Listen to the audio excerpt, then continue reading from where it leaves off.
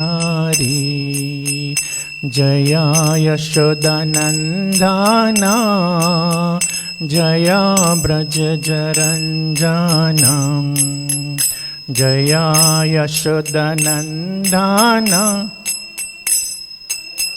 Brajajaranjanam Jaya Yashodanandana Jaya Brajajaranjana Jaya Yashodanandana Jaya Brajajaranjana Jaya Radha Madhava Jaya Kunja Bihari Jaya Radha Madhava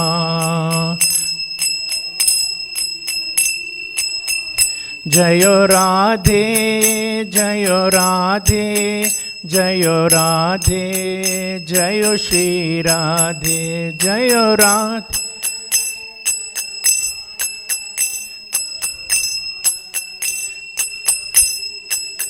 Jayo Radha, Radhe Nach Radha, Radhe Nach Radhe, Jayo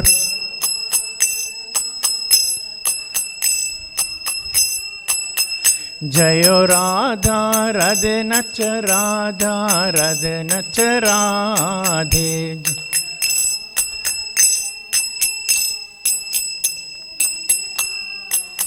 Shrimati Radha Rani की जय, श्रीमद् भागवत गीता की जय, श्रीमद् भागवताम की जय। गौ प्रेमीनंदे।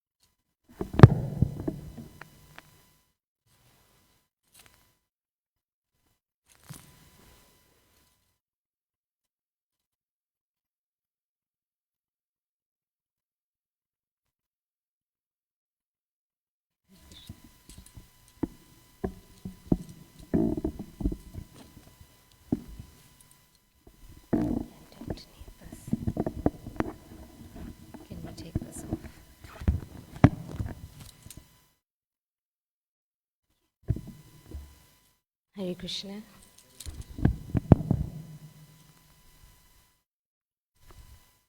Thank you, Hari Chandan Prabhu. We'll just to prepare the mood for the class, if you could indulge me in just a little bit more so we could just start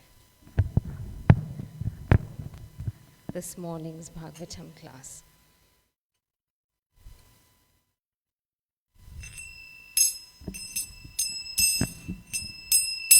Jaya Radha Madhava Kunja Bihari Jaya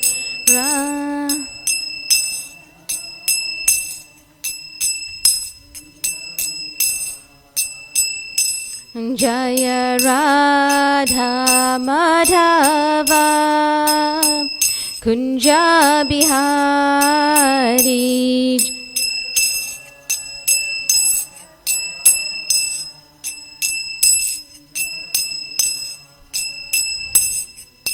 Gopi Jana Vallabha Girivaradhari Gopi Jana Vallabha Girivaradhari Yashodhanandana Brajajana Ranjana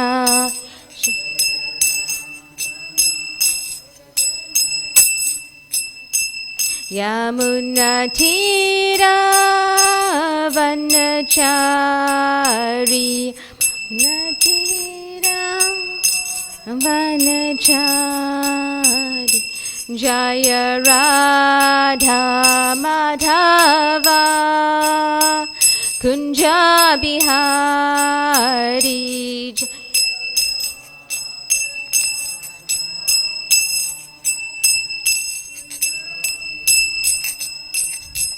Hare Krishna, Hare Krishna, Krishna Krishna, Hare Hare, Hare Rama, Hare Rama, Rama Rama, Hare Hare, Hare Krishna.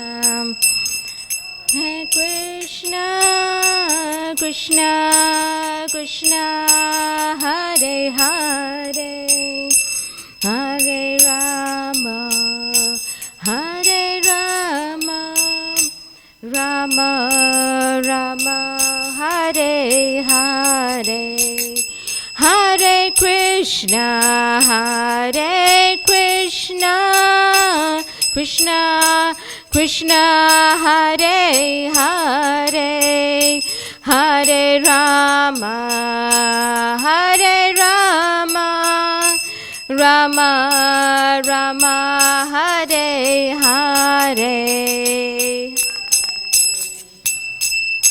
Hare Krishna, Krishna Krishna, Hare Hare, Hare Rama, Hare Rama, Rama Rama, Hare Hare, Hare Krishna, Hare Krishna, Krishna Krishna, Hare Hare, Hare Rama, Hare Rama, Rama Rama, Hare Hare, Hare Krishna, Hare Krishna, Krishna Krishna, Hare Hare, Hare Rama, Hare Rama,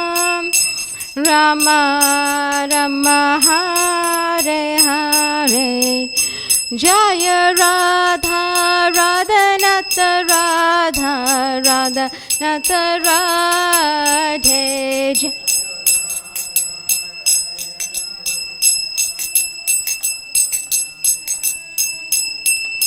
Jaya Prabhupada Prabhupada Prabhupada, Jaya Prabhupada,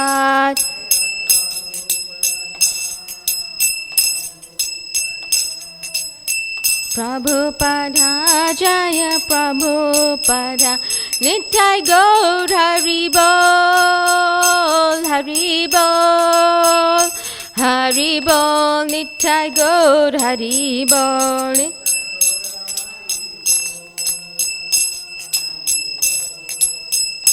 Hari Bol, Nittai Gaur Hari. Their Lordship Shri Shri Radha Radhanath Ki Jai, Srila Prabhupada Ki Jai, Gaur Premanande, Hari Hari Bol. So this morning we're reading from Srimad Bhagavatam. Thank you for being here with us in the sacred space, the home of Shri Shri Radha Radhanath. If we could repeat after me. Om Namo Bhagavate Vasudevaya. Om Namo Bhagavate. Om Namo Bhagavate Vasudevaya. Om Namo Bhagavate. Om Namo Bhagavate Vasudevaya.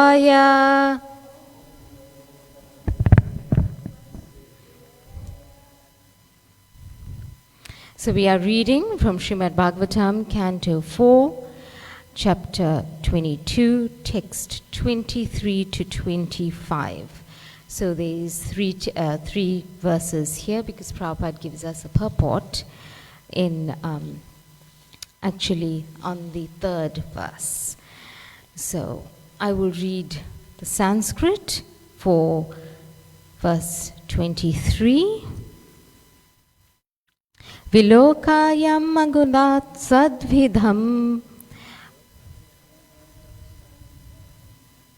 prutam viravaram patim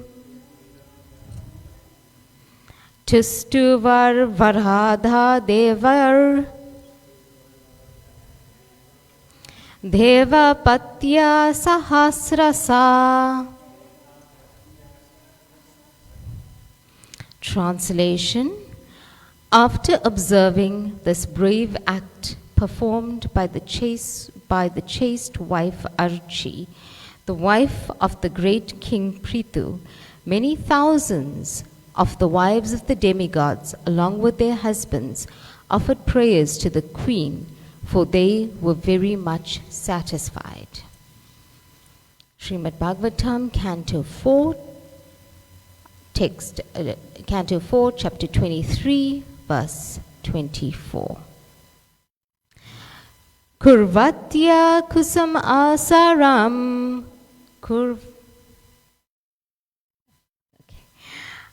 tasmin mandara sanuni nadatsva amara tusyare grunanti sma parasamparam. Translation. At the time, the demigods were situated on the top of Mandara hill, and all their wives began to shower flowers on the funeral pyre and began to talk amongst themselves as follows. We move on to Canto 4, Chapter 23, verse 25. Devya uchahu ayo imam vadhurdanya ya chevambu pujham patim sarvatma patim beje yajnesam shri vadhur iva. You'd follow after me. Got it on the screen now. Is it on? Okay. Devya uchahu. The wives of the demigod said,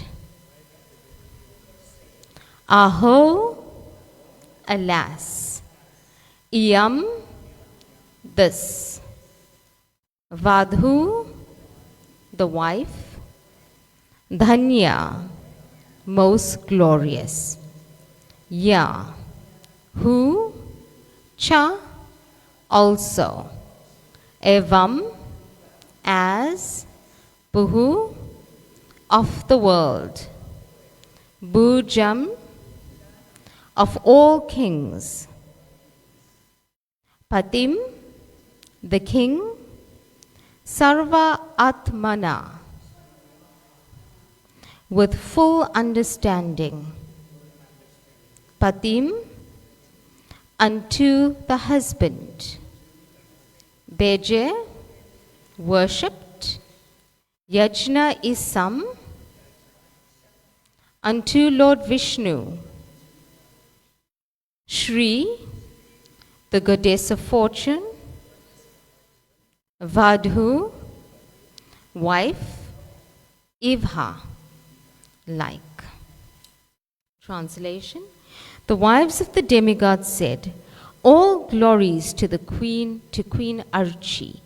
We can see that this queen of the great king Prithu, the emperor of all kings of the world, has served her husband with mind, speech, and body exactly as the goddess of fortune serves the supreme personality of Godhead, Yagnesha or Vishnu.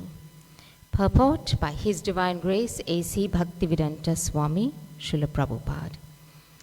In this verse, the words Yagnesha Shri Vadhuriva indicate that Queen Archi, served her husband just as the goddess of fortune serves the Supreme Personality of Godhead Vishnu.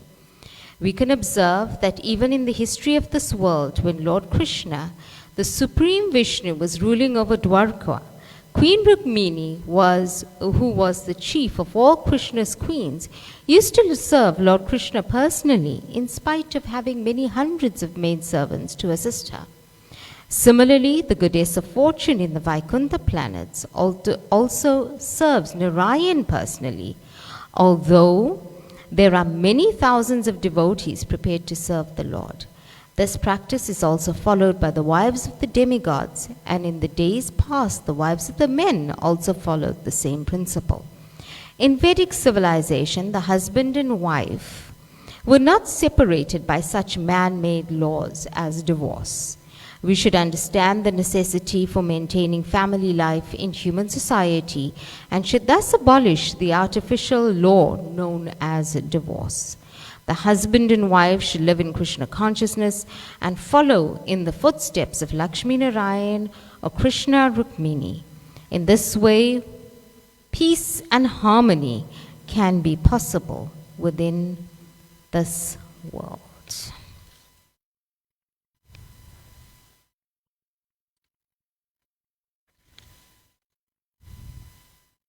Om Jnana Timirandasya Gyananjana Salakaya Chakshurum Militam Jaina Tasmai Shri Gurave Namaha Shri Chaitanya Manoblistam Stapitam Yena Bhutale Swayam Rupam Kadamayam Dadanti Swapadantikam Vandeham Shri Guru Shri Yuta Patukamalam Shri Gurun Vaishnavamstra Shri Radha Krishna Padam Sahaguna Raghunathan Vitam Tam Sajivam Sadvaitam Sarvadhutam Sahaguna Raghunathan Vitam Tam Sajivam He Krishna Karuna Sindhu Dina Bandhu Jagatpate Gopesha Gopika Kanta Radha Kanta Namastute Tapta Kanchana Gaurange Radhe Vrindavaneshwari Vrishabhanu Sutadevi Pranamami Hari Priye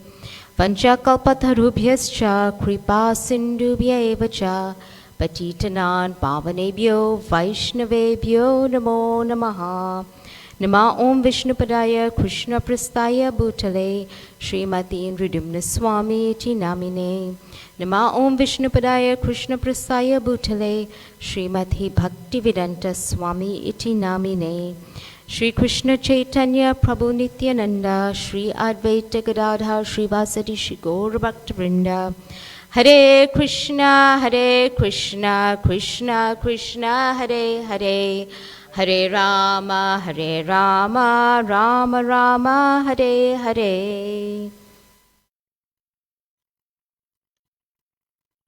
So once again, welcome to this Bhagavatam class, and we pray for blessings so that some words can be spoken in glorification of the Supreme Personality of Godhead, our Acharyas and Srila Prabhupada. Again, we look at the verse at hand. Translation. After observing this brave act performed by the chaste wife Aruchi, the wife of the great king Prithu, many thousands of wives of the demigods, along with their husbands, offered praise to the queen, for they were very much satisfied.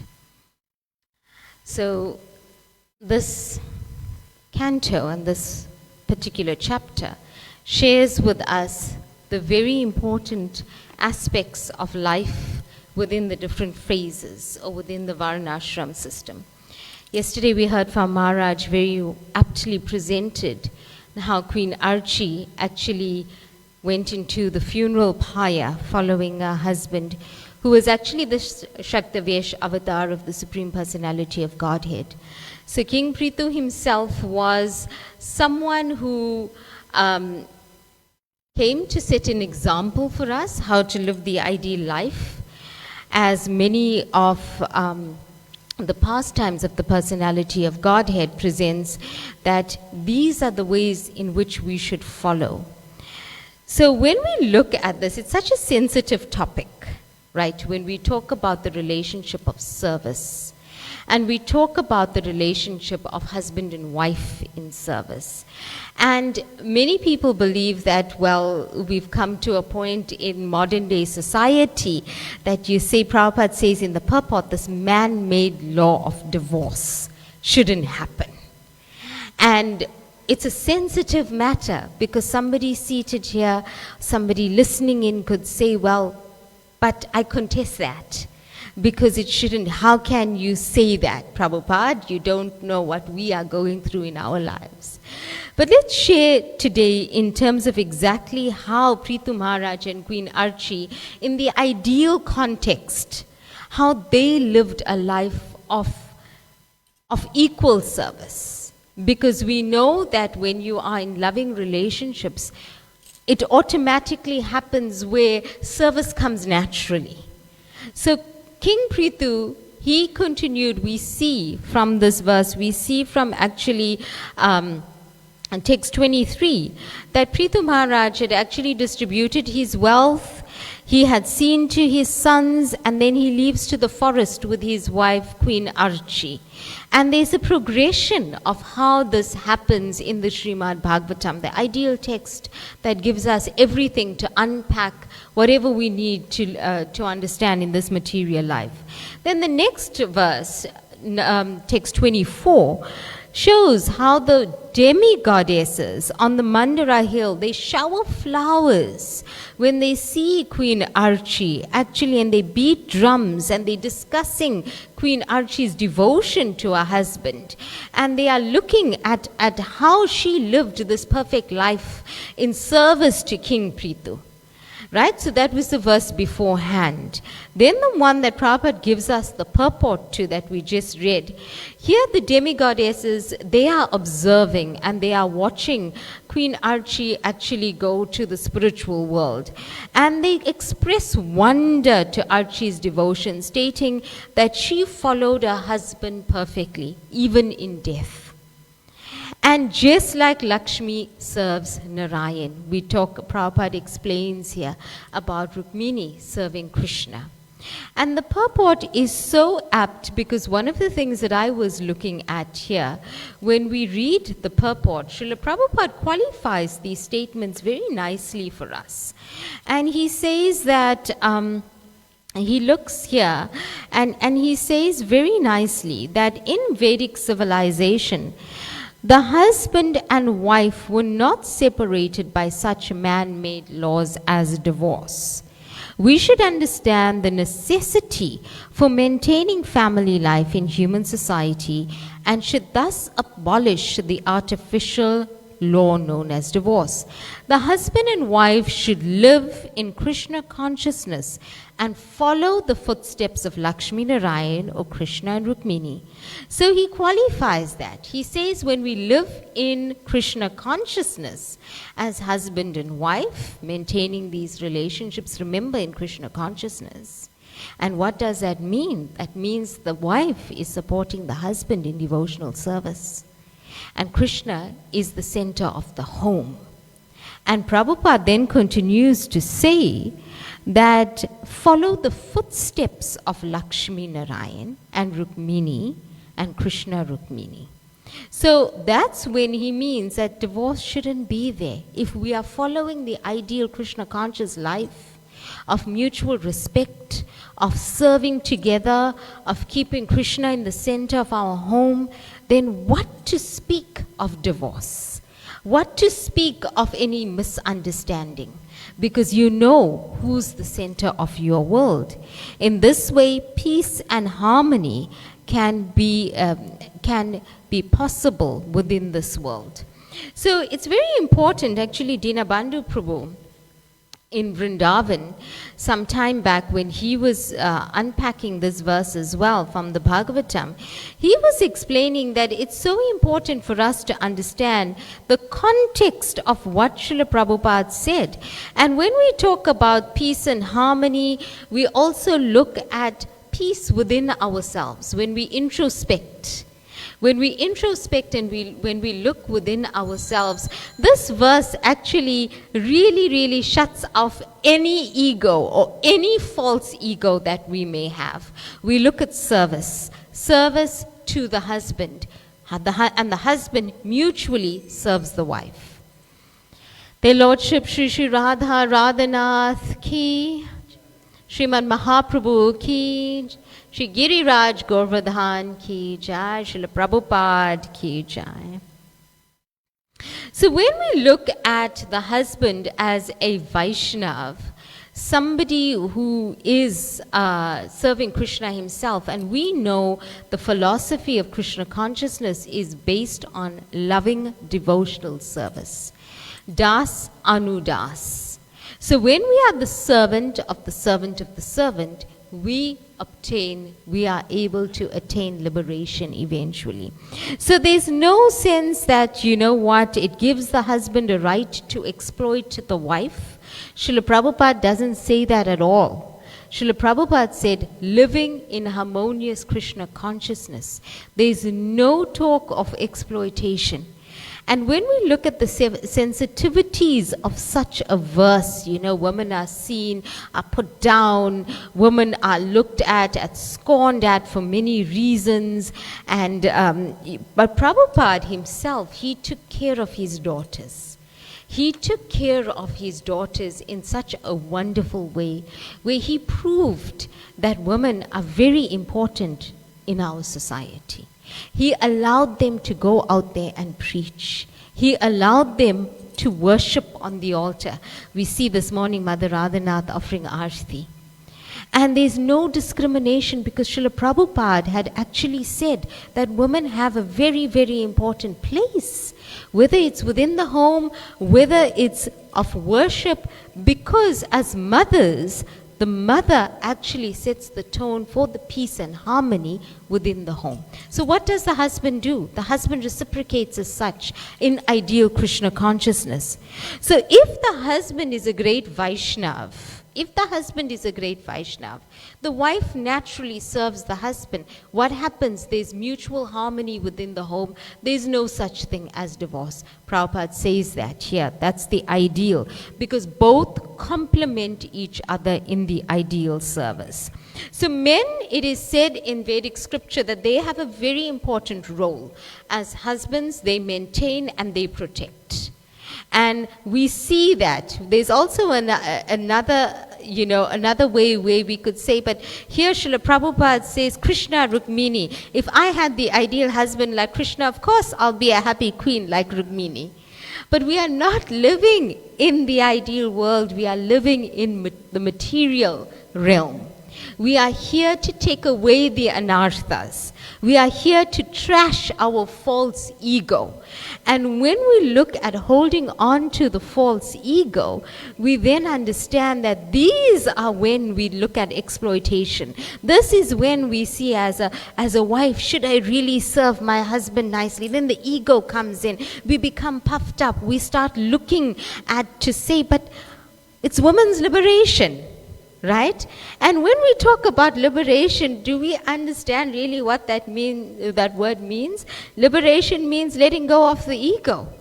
Liberation means seeing each other as the spirit soul. And when we equally do that, then there's no such thing as exploitation. There's no such thing as you are more powerful than me. Because the husband and the wife were both meant to help each other in Krishna consciousness. Again, we see that where we are in this day and age, advertising has taken over. Everything in the world is about material enjoyment. How can we enjoy? Where can we go? What can we do? What can we eat? Right? Where can we spend our money? We work harder to enjoy more. Just think about that. We work so hard because we look for more enjoyment.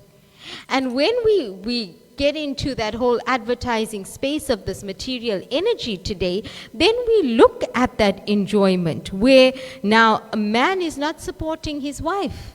He's rather in the mood of exploitation. The whole mood of service is gone. The whole mood of sacrifice is gone. And, you know, it is a story that was actually shared. And Srila Prabhupada was approached by a disciple. And she asked him, this was in the West, and she asked him, she said, you know, my husband eats meat. And, well, it wasn't a disciple at that time, it was a follower in India, actually. And my husband eats meat, and what should I do? And Srila Prabhupada said, well, as a duty of the wife, you should cook for him. And she said, but I can't. And he said, no, but that's your duty. As a wife, you got to tolerate. You got to tolerate this, and you've got to cook. And so she continued, and she prepared his meal, and she prepared her vegetarian meal, and she continued following Krishna consciousness, offering her prasadam and taking her prasadam.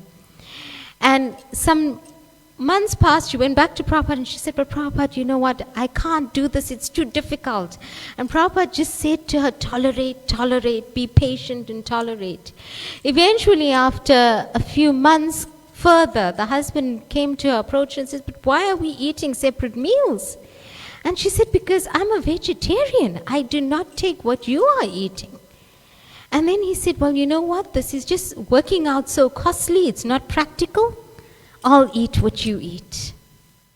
And that sort of patience from her, following Srila Prabhupada, that sort of understanding of my role of service, although she didn't do it happily, but eventually Krishna understood her heart. And that comes to another very powerful point. When we're sincere in our devotion to Krishna, miracles happen. And Srila Prabhupada also, when his sister went through the same thing.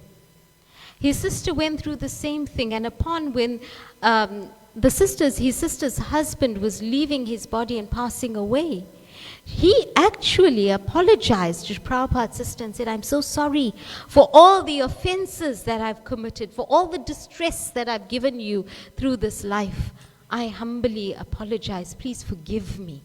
Because at that point, the husband has identified the patience that the wife has with him. So sometimes the husband is not ideal. And in this world, we all have come to a point, it's what's in it for me.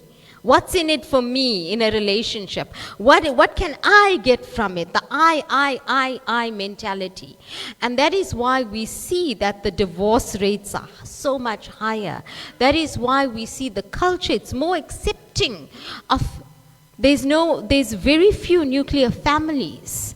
And what happens then, it's becoming more and more accepting in the world that families are now divorced.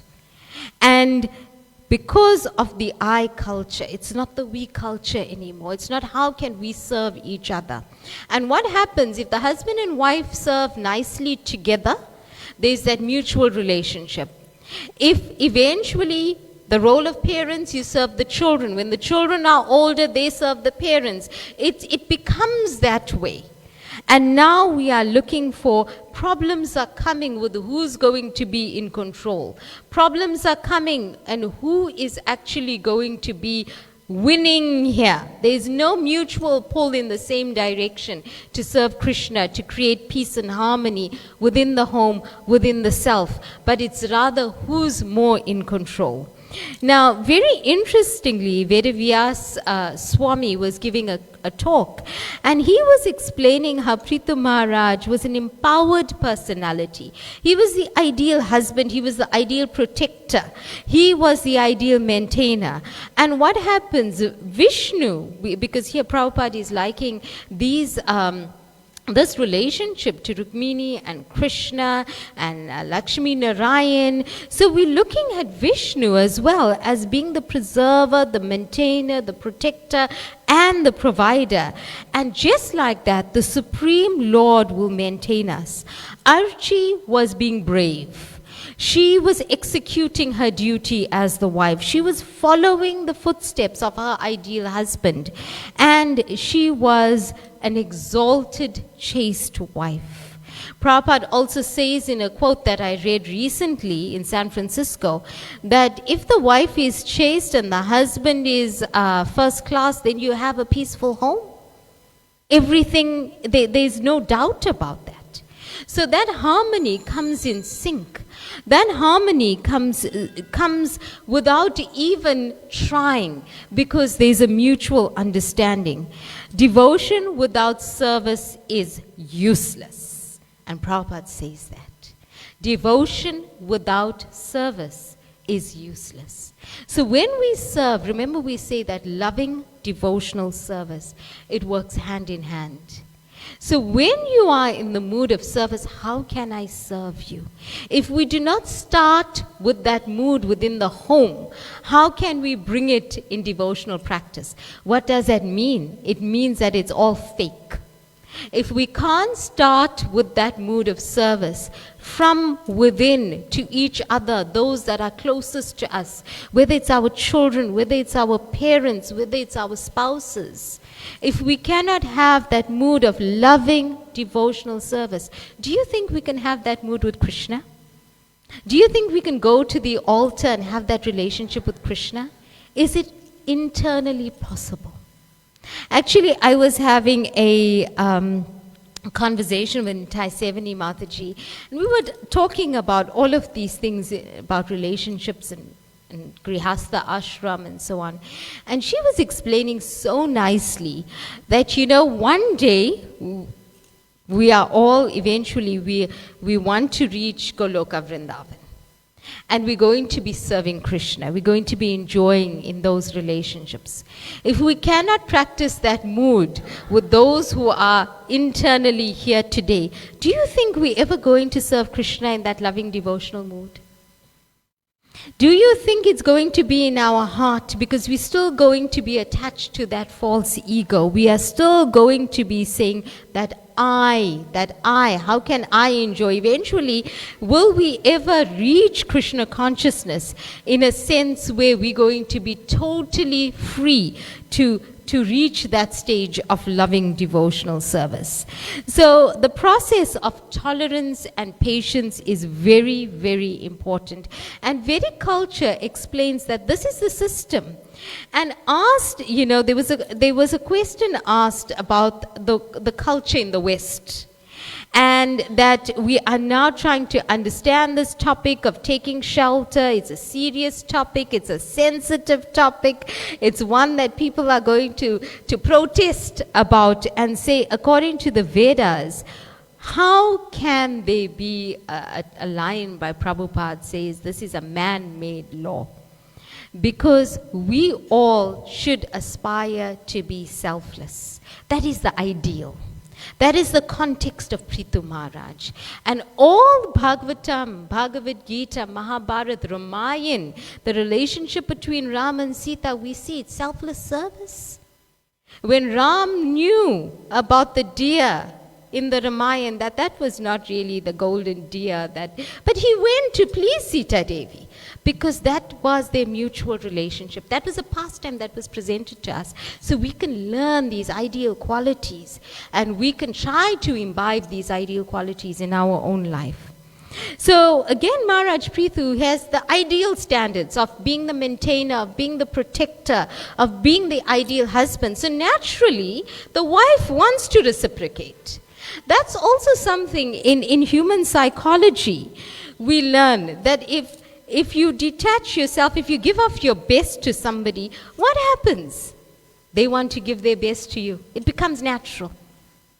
It's a natural phenomenon. It's nothing to think about. If I approach you with a request, as a genuine request, rather than an instruction, what happens? You may want to meet me halfway, right? If it's a humble request, would you please consider this? I'd really like to do this. Would you consider it? And if somebody doesn't want to do it even, they say, oh, you asked me so nicely. You came to me with such a sweet, loving mood. Okay, let's do it. Whereas if I say, you know what? I think this is what I want to do and you should follow me. What happens? No ways. I'm not even considering what you asked. It's a human psychology.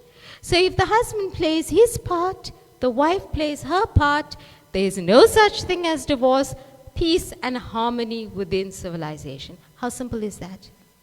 But both have to meet halfway. And we see this with the ideal King Prithu Maharaj, we see this with the ideal Queen Archie. And we see the demigoddesses looking. It comes to another important point. Prabhupada says, when they support, especially from women, the demigoddesses are looking at Queen Archie and glorifying her. In today's world, how is it that do we really, really have these good relationships? Or are relationships superficial? When we cheer each other on, are we doing it from the heart or are we doing it from the mouth? When things happen from the heart, it's well received. When things happen superficially, it's not well received. There's a resistance. So too in our practice of relationships, so too in our devotional service, whether it's something menial that we're doing for Krishna, but if we do it with that loving spirit, if it comes from the heart, the mood changes. Krishna reciprocates tenfold because Krishna knows your devotion. When it comes to actually saying now, and I want to just mention this as well, that service happens without motive. It's not when you're doing devotional service for the Lord, for the Supreme Person. You say, I'm going to do this today. I'm going to distribute 10 books. Krishna, this is what I want in turn. Think it's going to work out for you? I don't think so. When it happens without motive, it's selfless. So even in a husband-wife relationship within the home, if service is done selflessly for the benefit of everybody within the family unit, there's natural reciprocation. And this is the ideal standards. And when we pray to Krishna with sincerity, Krishna fulfills all our desires. When there's difficulty in relationships and you approach Krishna, you approach Radharani sincerely, she fulfills those desires, those heart's desires. Something else that Prabhupada says here, which I found very, very interesting, is that we talk about here Queen Rukmini, who was the chief of all Krishna's queens, used to serve Lord Krishna personally in spite of having many hundreds of maidservants to assist her. So, although she was the ultimate queen and she had so many maidservants, what did she do? She served Krishna personally because she took great joy in doing it. It wasn't a task for her. It wasn't, she could instruct anybody in her palace to say, hey, you serve Krishna today. And those gopis, those queens used to be excited to do it. But Queen Rukmini said, I will put everything aside and I will do it personally, because she took great joy. And what happened? When Krishna saw that Rukmini had come personally, he took great joy, and it was mutual in terms of that mutual respect. Also, when we look at these loving relationships and we look at the highest order, we understand that Prithu Maharaj had extreme wealth. He had everything. He was a king. And Queen Archie was the queen. So when you have these titles, when you have servants, when you have wealth, you have land, what happens? You become elevated as though you are the controller. But they both knew that they knew their ideal position. And when you always remember that whatever I own is not mine, eventually it's not mine, you realize I am just a servant of Krishna. And when you see that from within, then it just lets go. You let go of all that ego. Then it doesn't become husband-wife thing. You're a team. You're working together for the best for the family unit. And in that way, children see that. Children learn through what they see at home.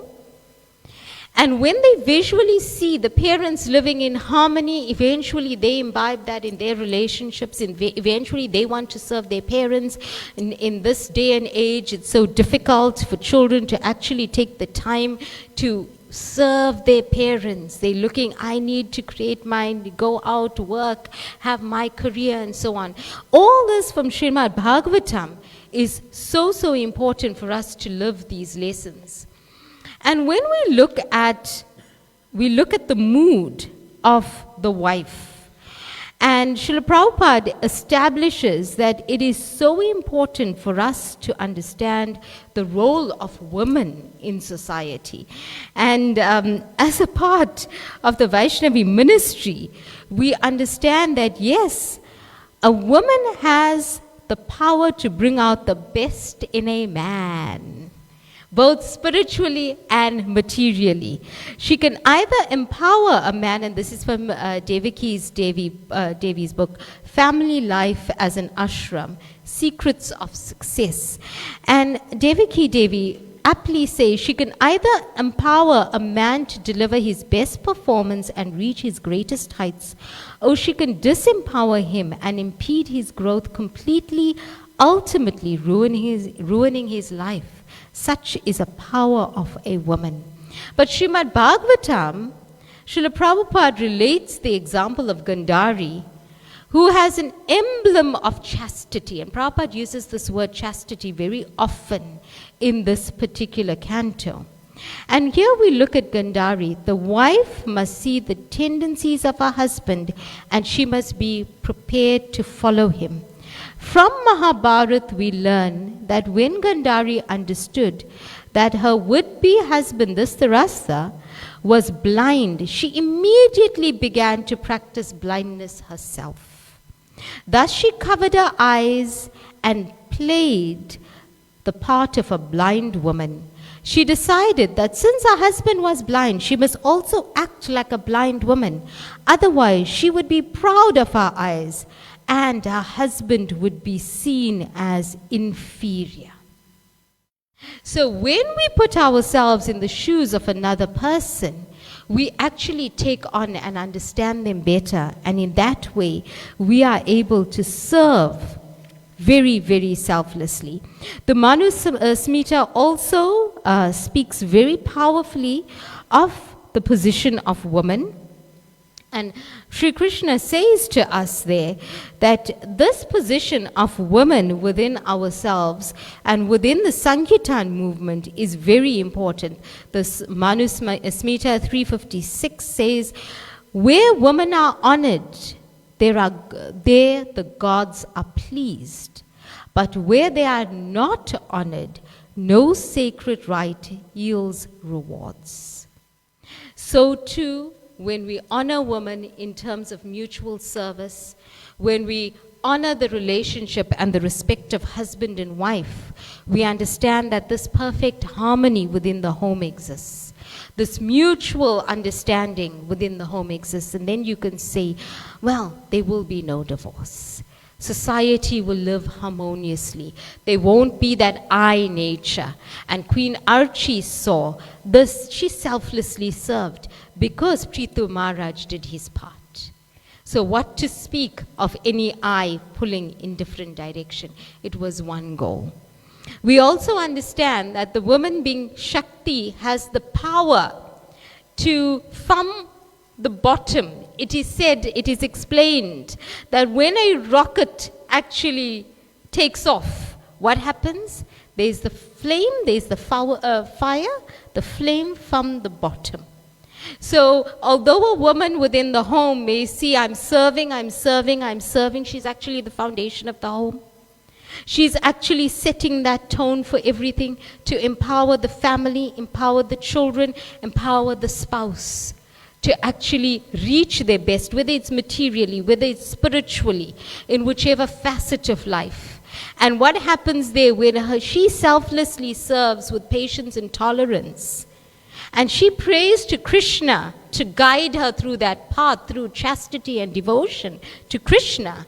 When she is chaste to Krishna, she actually has nothing else to worry about because Krishna takes care of her. Now there comes to a point where if there's violence, if there's abuse, and so on, yes, there is such thing where we should have mentors, we should have friends, we should have a support system, and that's where the Vaishnavi ministry comes in as well, where we should have a mentorship system which we're trying to develop and understand further, where if you are in a situation of abuse, where there's violence within the home, where your safety is actually on the line, should you remain there? What is the sensible thing to do? No. Right? That's very clear. The sensible thing to do is no. But what Prabhupada is trying to explain to us here is that you try your best. You try your best in a situation until it comes to that point where you say, my life is in danger. And that we have to be very clear about. We don't tolerate that. Prabhupada has never tolerated violence, abuse to women. He said women should be protected. And that is what it is about. Therefore, Prithu Maharaj protected his spouse, his wife, and she did what she wanted to do. It was love.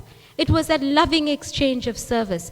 And then family life becomes harmonious. Remember, the family is the unit that is the foundation of society. When all of that works ideally, there's nothing more. Then there's no there's no false ego attached to status. Everything, the 4 regulative principles is intact. We come to the temple, we worship collectively. They say a family that prays together stays together, and that's what it's about. But it all comes to the devotion, that fire that burns within the heart, the selflessness that burns within the heart.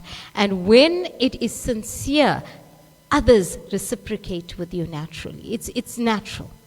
It's natural. So coming back to our verse, and we emphasize the importance of understanding that these were ideal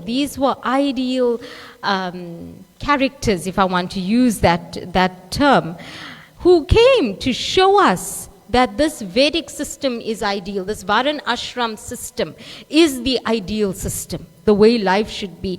And Bhagavatam shows us the ideal life of brahmachari, of grihastha, vanaprastha, sannyas. You know, the ideal stages of progression in devotion. And here we have Prithu Maharaj, who in his service to his wife and his family was the ideal, and in her service to her husband and her family was ideal. Therefore, the husband should live in Krishna consciousness, the husband and wife should live in Krishna consciousness and follow in the footsteps of Lakshmi Narayan or Krishna Rukmini.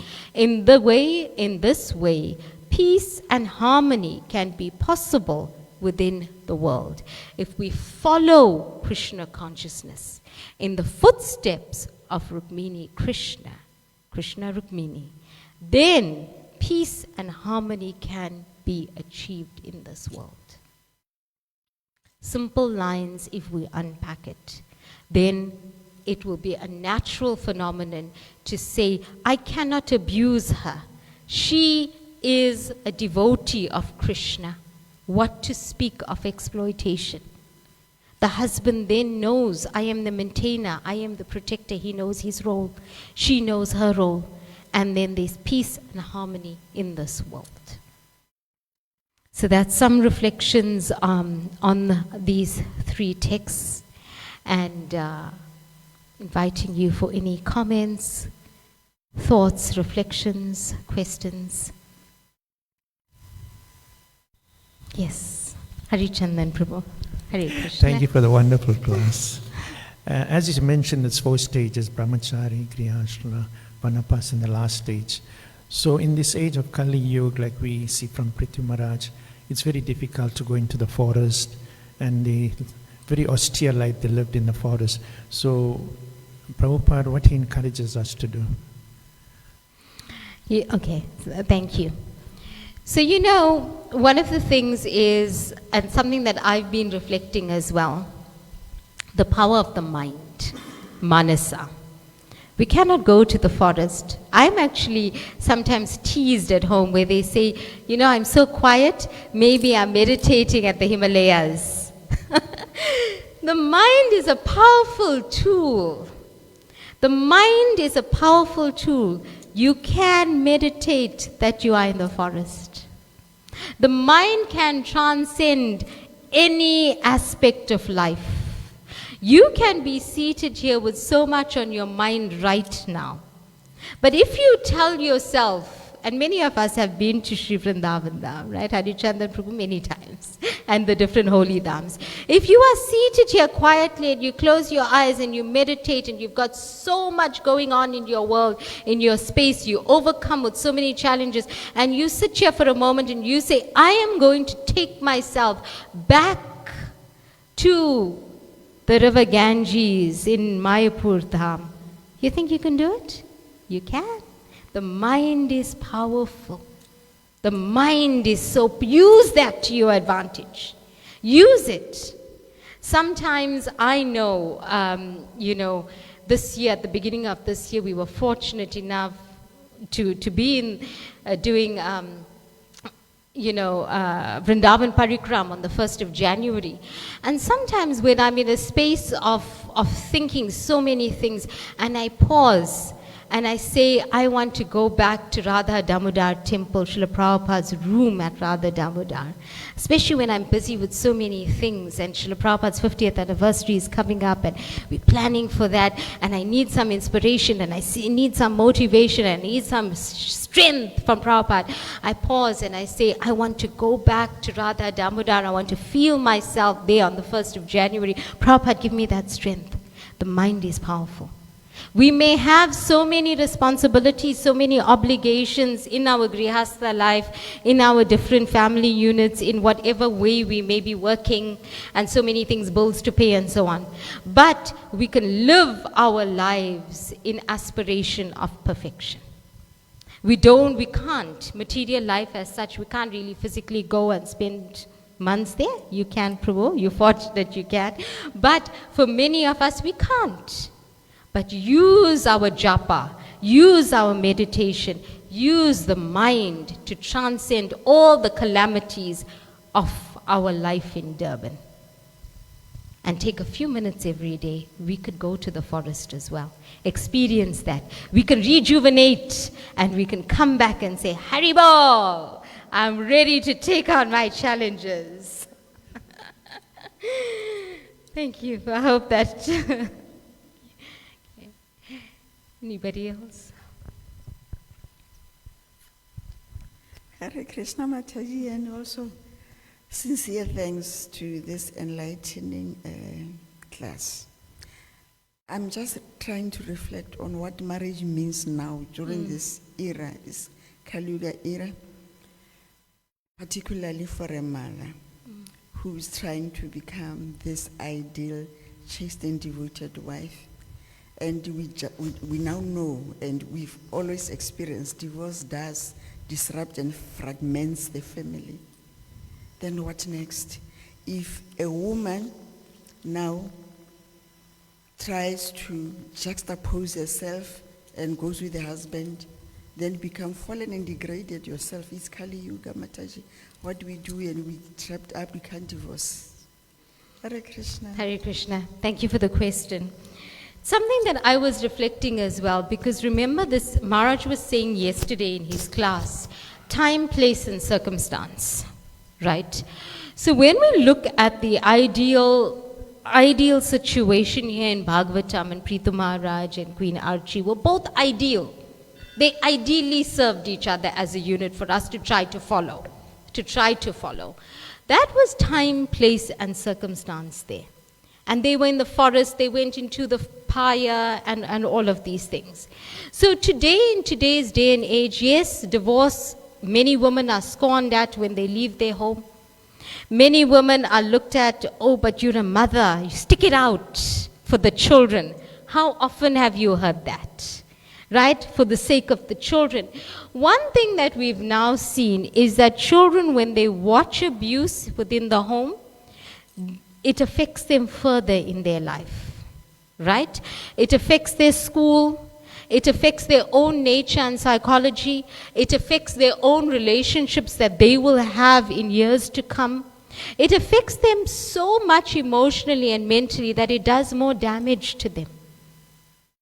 And it all stems from that I mentality between the ego, the false ego that takes over within the home. So what is it? Separation is okay in terms of that until you find your way, until you seek the help that's necessary, until you do all the steps that's necessary.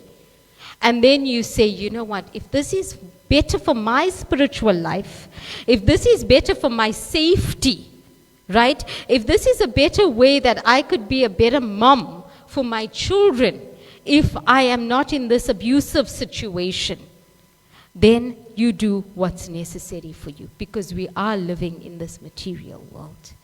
Tolerance is important, patience is important in the context of how much you can tolerate. If it's going to be taking over your mental space, your emotional space, if you are physically abused, that you cannot even perform devotional service, are you going to tolerate? Are you going to set that example as a mother for your children? No, you're not. So Srila Prabhupada is very clear in this context that divorce is not ideal. In this situation here, we find these are ideal. The king, the queen, Prithu Maharaj himself, the ideal protector and maintainer, the Queen Archie, ideal characters. But in this material day and age, in Kali Yuga, when things are taking over, Kali Yuga is progressing rapidly. We have to perform selfless service to Krishna. In order for us to perform selfless service to Krishna, we need to be physically, mentally, emotionally stable and set good examples for our children. Thank you. I hope this. Hare Krishna. Say anything else? Hare Krishna. Would you allow me to speak freely? Yes, I would. Why not? Thank you. Yeah, I was just thinking. The spiritual world, according to what devotees are saying, is ideal. But still, people have chosen to leave. And even if a relationship is ideal, a person can still choose to leave. And what I'm saying is, if we start relationships and we have the ideals in place, there's still the possibility of one person choosing to end the relationship. I was just wondering, what are your thoughts on what I just said? Thank you. There has to be basis, right? In Krishna consciousness, the ideal grihastha life is, where husband and wife come together for mutual service to Krishna. When Krishna is the focus of the home, then there's no disregard, or everybody, as I said, was focusing on the ideal standards. So when you say that maybe one decides to leave, we need to understand why. I think whenever you do something in life, I always say there's a reason behind it. When you get up in the morning, you get up with purpose, right? And you say, this is what my day is going to look like. I need to do A, B, C, D for the day. There's a purpose to it. So when you enter into a relationship, if you understand your purpose in it, then you'll be committed to see it through. I'm not sure if I'm understanding this correctly or if you want to clarify for me. But I always feel if one person wants to end the relationship without really trying, without having conversation, actually Gauranga Prabhu said something very nice the other day, and I'll share this with you quickly. He said a relationship is like fabric. A relationship is like fabric, right? And this fabric is quite firm and secure. If there's a little tear or a cut in it, and nothing's done, There's no communication, there's no healing, there's no mending, there's no mentorship, there's no support, there's no willingness. What happens? That fabric, the tear goes deeper and deeper and deeper and deeper as we split this. And eventually you are unable to mend it. You're unable to stitch it back. So too, relationships are such that if both are committed to work on something, even if something went wrong, and if there's mutual wanting to move forward, that tear in this fabric, in the relationship, you can heal, you can mend. With support, with mentorship by devotees, with friendships, association, trusted people who could help you. So therefore, ideally, we shouldn't have that situation where one person should just say, I'm throwing in the towel, without putting in the effort to try. Hope that helps.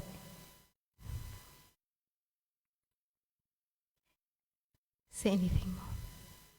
Thank you so much for indulging me this morning. All glories to Srila Prabhupada. Srimad Bhagavatam ki jai. Their Lordship Shri Shri Radha Radhanath ki jai. Srila Prabhupada ki jai. Gaur Premanande. Hari Hari.